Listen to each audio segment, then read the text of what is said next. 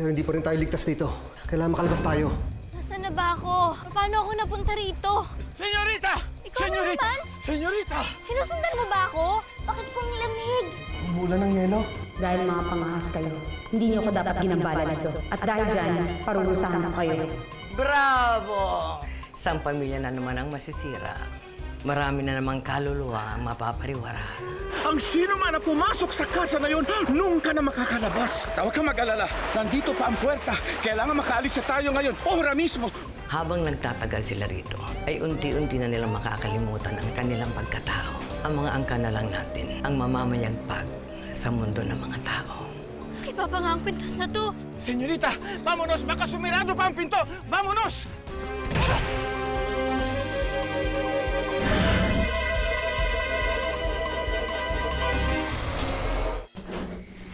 Pare!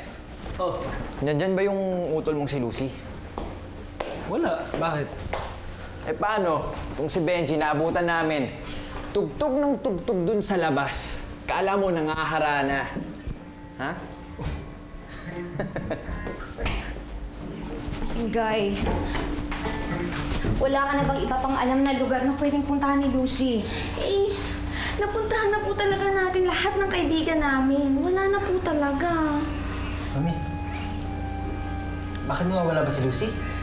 Balik mo ko sa kapatid mo. Umalis ng bahay, hindi man lang nagpapaalam sa akin. Hindi ko kayo nagpunta doon sa lumang bahay? Sira ka ba? Bakit naman pupunta si Lucy dun sa lumang bahay? Teka, parang nabanggit niya sa akin na... Na? Uy, ano? Alam ko po na nandito yung papa ko. Sa kanya to eh. Ako mismo yung gumawa nito.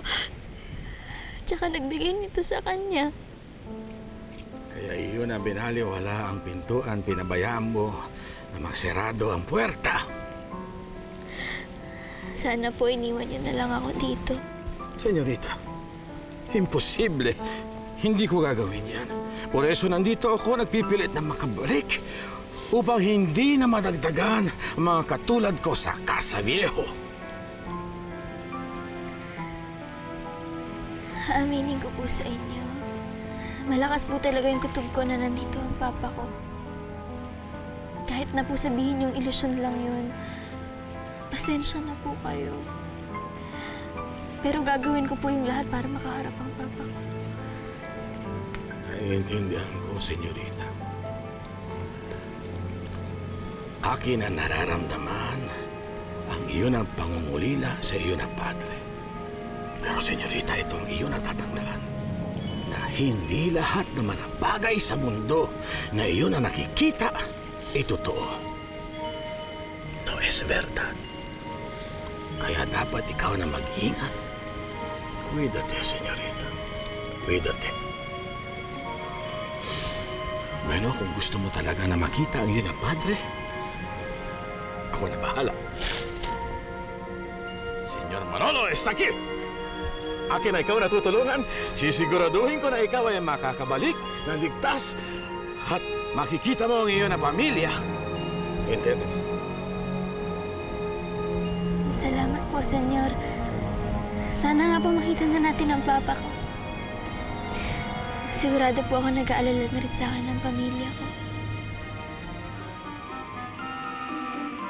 Huh? Wala. Wala yan. Tandesa, sumama ko na po kayo namin si Lucy. Huwag kang umepal dyan. Kami na mag-aanap kay Lucy, okay? Sige po. Muna po ako sa inyo. Sige, mag-ingat ka. Mabuti pa nga. Yun na, Tol. Aling Tessa, sa akin na po kayo sumabay para makapag-ikot-ikot tayo. Mahanap natin kagad si Lucy. Mas mabuti pang halika na po, Singgay. Dali. Tara.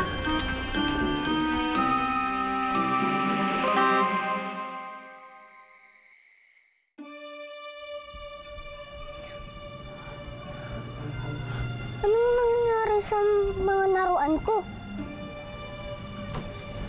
Ikaw sumira sa mga laruan ko, no? Hoy, ikaw huwag kang mangbintang. Ginawa mo lang to kasi susumbungan na ikaw kay Kuya Benji. Subukan mo lang. Hindi na ako natatakot sa'yo. Sasabihin ko na ang mga sinabi mo sa akin. Hindi lang kay Kuya Benji, pati kay nanay. Anak? Umiiyak ka ba? Opo, Tay. Kasi po, iniisip ko si Ivan. Baka po kasi hinahanap po ko nun. Kasi po madalas ko po siyang kalaro. Malala, anak. Mabubuo din pamilya natin. Makikita rin tayo.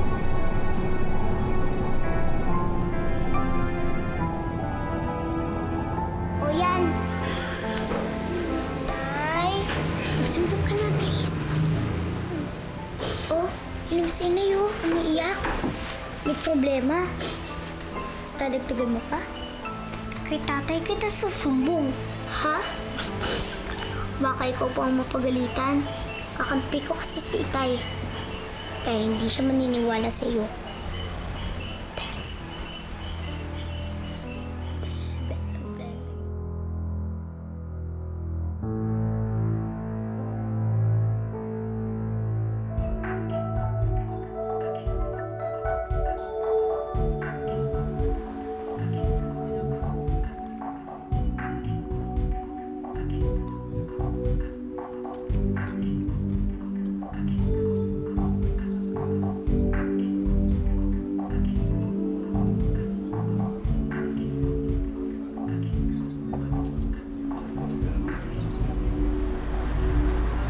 Sir, para sa'yo po. Hindi ako order niyan. Sir, may nagpapabigay po. Pero libre lang po yan, sir. Sino?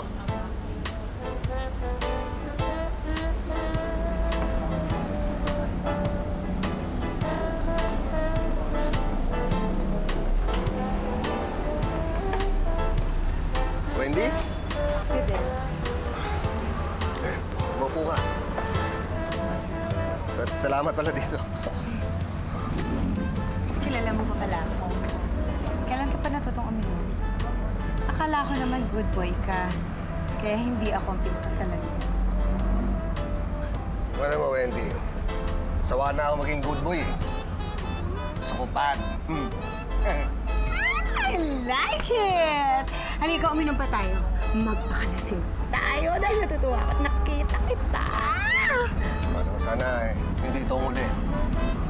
Problema ba yun? Hindi magkita tayo ulit. Waiter!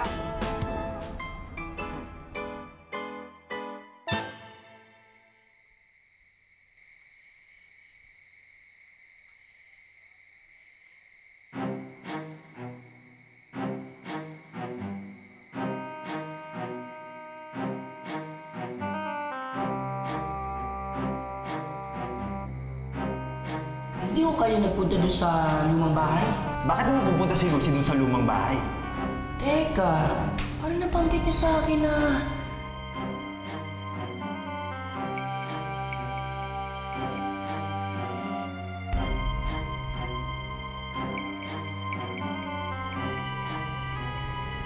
Kay Lucy to ah.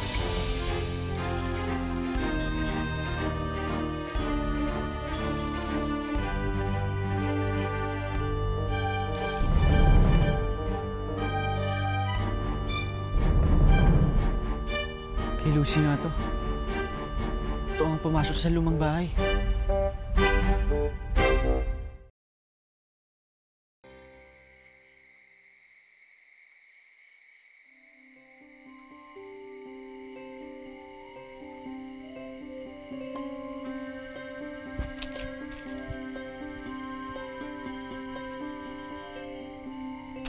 Ano ba?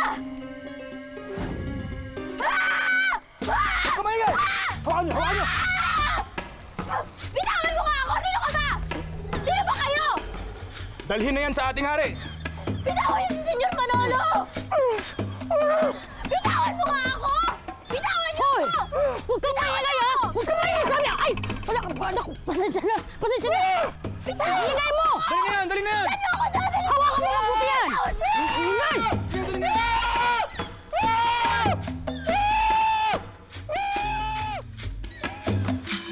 Lucy! Lucy, lumabas ka dyan! Lucy! Lucy, lumabas ka dyan! Lucy!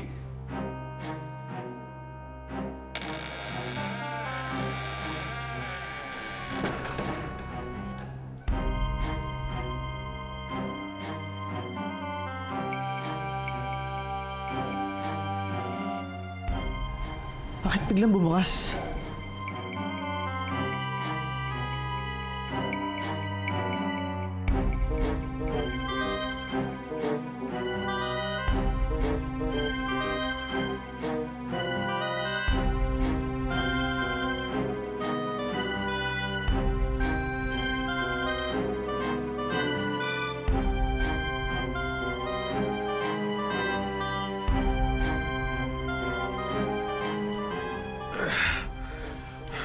Mio, ano kaya ang gagawin nila sa atin? Sana naman mababait ang mga ito. Kinakabahan ako, Senyor. Mukhang hindi naman sila mababait eh. Kailangan makaisip tayo ng paraan para makaalis dito. Magsiyukod ang lahat sa pagdating ni Haring Kongking!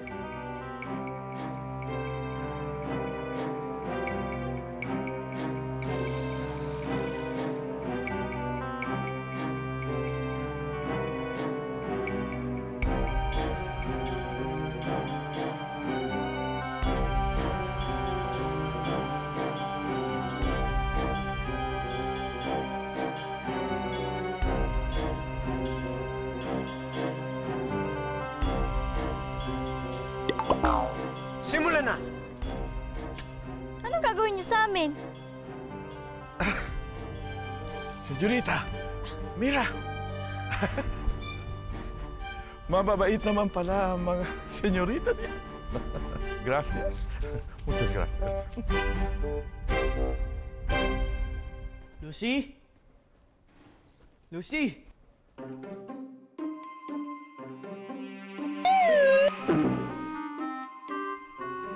Lucy, nasaan ka na? Lucy!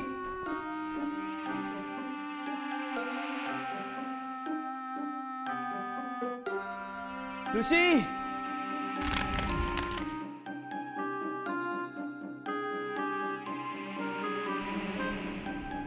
Bakit nagbago yung pose niya?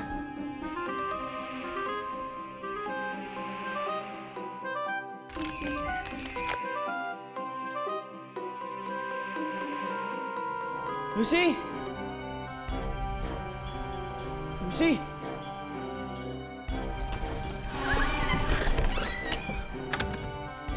Madam, nadadagdagan na naman mabubuting tao sa mansyon.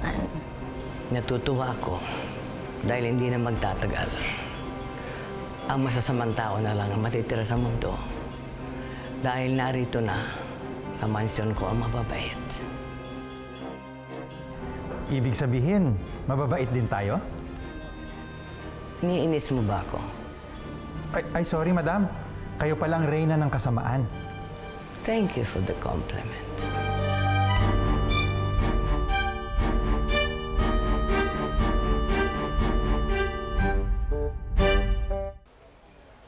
Diyos ko.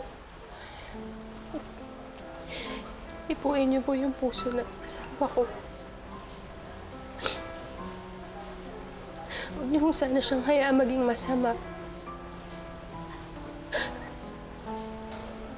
Diyos ko, mahal na mahal ko po ang mga anak ko. Huwag niyo namang hayaan masira ang pamilya namin.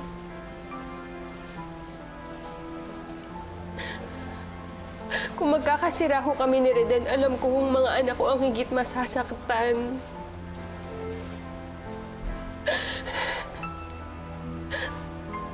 Ngayon, handa ho ako magtiis. Alang-alang lang ho sa mga anak ko. Gabayan niyo ho sana kami.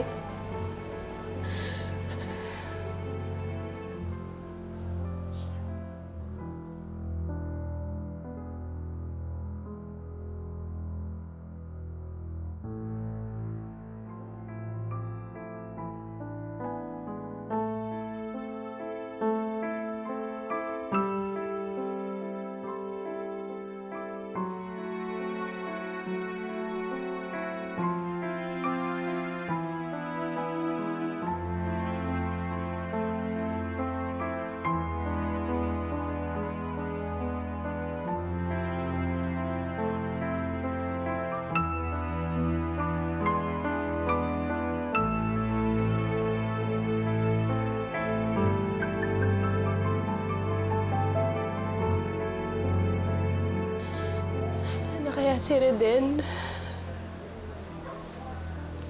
Sana alam niya na mali yung ginagawa niya. Diyos ko, tulungan niyo naman kami.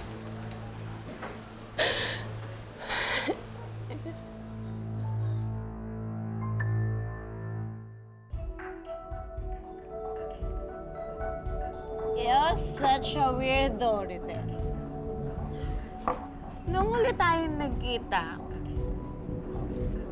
galit ka sa akin at nakipag-break ka. Then, nalaman ko na lang, pinagpalit mo ko dun sa probinsya ng si Dulce. Pero ngayon naman, parang ako na naman ang gusto mo. Nagbago na taste ko eh. Ikaw na uli ang type ko eh. Pero pangit mo malasing ah. Baguhin ko na lang. Siya nga pala, kailan na pala yung naging asawa mo? Kasi nabubiyuda ako. Kasalanan mo eh. Kung ako ang pinakasalan mo, di sana magkasama tayo ngayon.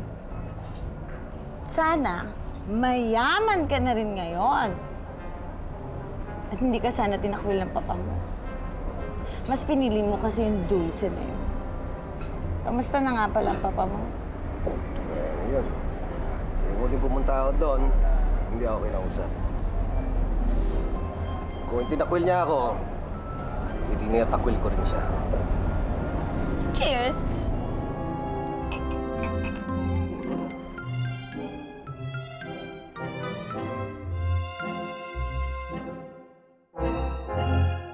Inaamin ko nagkamali ako.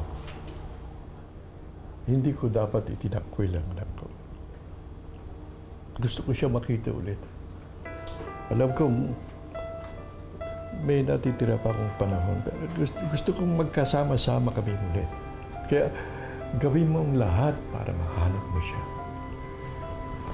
Paano po kung tumanggi ang anak ninyo? Alam kong matigas ang ulo ng lalo-lalo na sa mga pinaglalaban niya. Pero mabait na bata yun. Eh, kung kailangan lumuhod ako sa kanya, gagawin ko yun para malaman niya nagsisisi na ako. Huwag kayong mag-alala, Don Duarte. Nahanapin ko si Reden.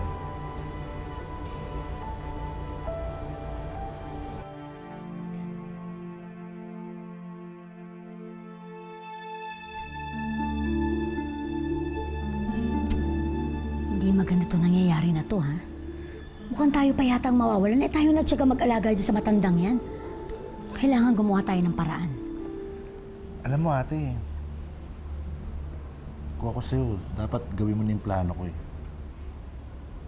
Dapat, unti-unti mong lasunin yung matanda para hindi na makasunod si Reden. Di ba?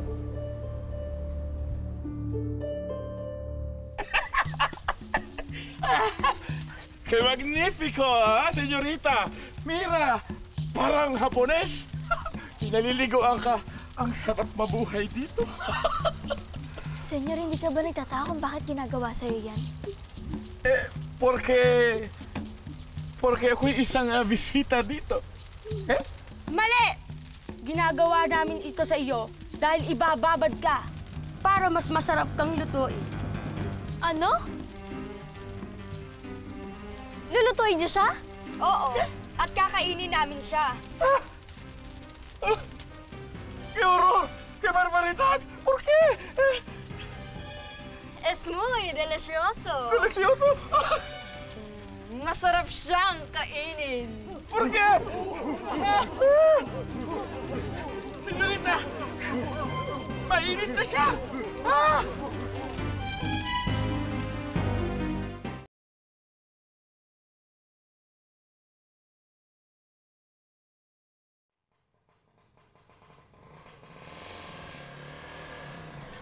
Reden?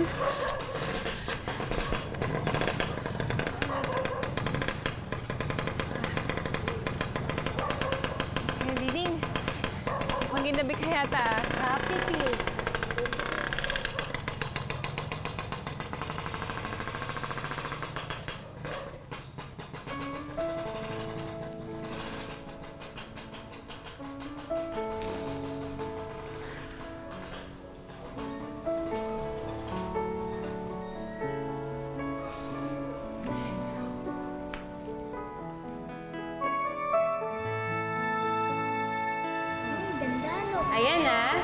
Para hindi nyo makalimutan na tuwing papasok tayo dito sa bahay, sasabihin natin lagi ang home sweet home. Ay, dapat may premyo pag sinabi natin home sweet home. Siyempre naman may halik kayo kay nanay at laging merong masarap na merienda. Wow! Bigla ako nagutom dun ah. Halika na, kain na tayo. Pasok na tayo, tay. Sige. Pagbilang ko ng 3 ha, sabihin natin home sweet home. Okay? 1, 2, 3. Home sweet home! Halika na, kain na tayo.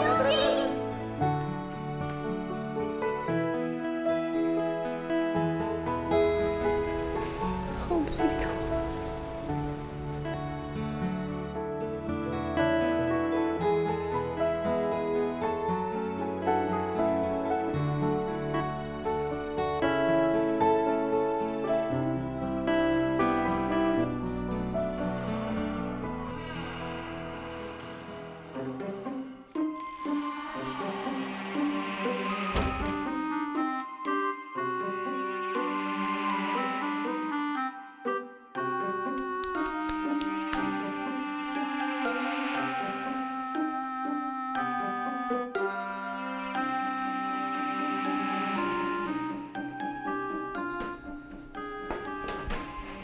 Aray ko.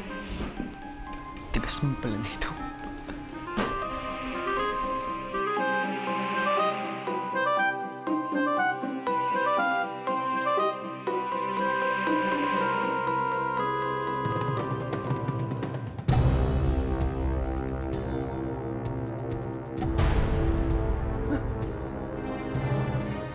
Tama ka!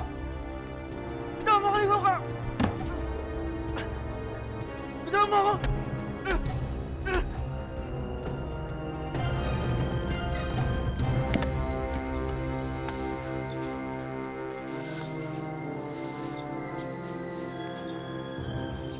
Ang ginagawa ko rito? Nasaan ako?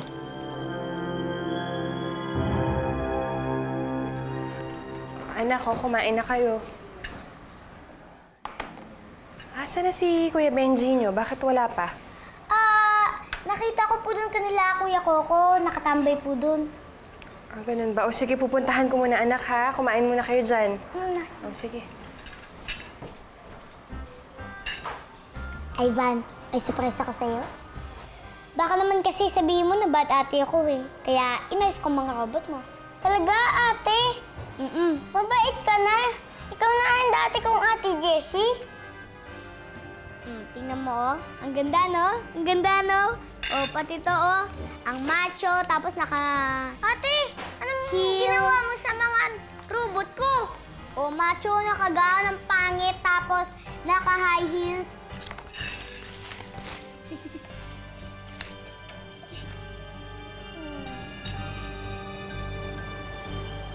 Nasaan ako?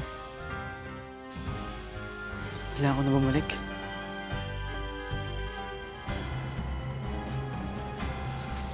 Sino ka? Bitawan mo ako! Para ka naman lolokohin eh. Yan ang wag na wag mong gagawin. Kapag tinakbuhan mo ako, damay ang pamilya mo. At ikaw ang unang-una na itutumba ko. Sino yung kausap mo? Narinig ko na sinabi niya madadama yung pamilya mo. Nagpagawa ko ng last will and testament. Pag napirmahan niya ng matandang yun, masasalin sa atin lahat ng kayamanan niya. Pagkatapos niya mapirmahan yan, pwede na natin dispatchahin. Pero ang kailangan mo, di ba? Bibigyan kita. Paano? Kung ikikiss mo ako. Diyos ko naman sana. Hindi ka maniniwala sa sasabihin namin sa'yo. Nakita namin si Reden. May kahaligang babae. Yung lalaki matandang kasama mo ang gagawin naming handa. Pagkatapos namin mag-alay sa aming bulkan. At ikaw ang iaalay namin. Bitawan niyo ako! Bitawan niyo